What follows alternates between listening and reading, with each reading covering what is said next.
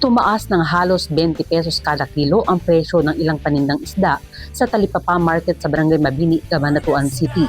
Ayon sa tindero na si Michael Ponce, nakaapekto sa presyo ang tuloy-tuloy na pag-ulan na nagdulot ng kakulangan sa kanilang supply. Sa kasalukuyan nasa 340 pesos hanggang 360 pesos ang kada kilo ang dalagang bukid, habang 220 pesos hanggang 240 pesos naman ang ulo ng salmon.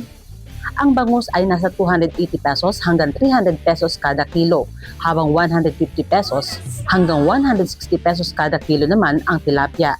Umaabot sa 340 pesos kada kilo ang galunggong, habang 200 pesos kada kilo ang sariwang daing na bangus.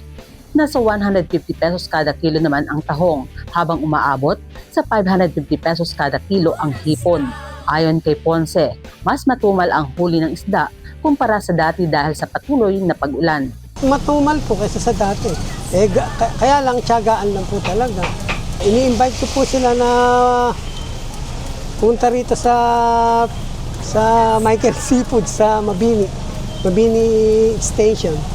Dagdag niya na aapektuhan din ng pagbaha sa Maynila ang kanilang pagkuha ng supply dahil doon nagmumula ang karamihan sa kanilang paninda.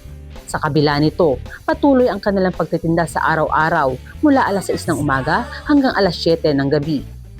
Kasama si Jerome Tiquia at Tom Manzanal, Elsa Navallo para sa Balitang Unang Sigaw.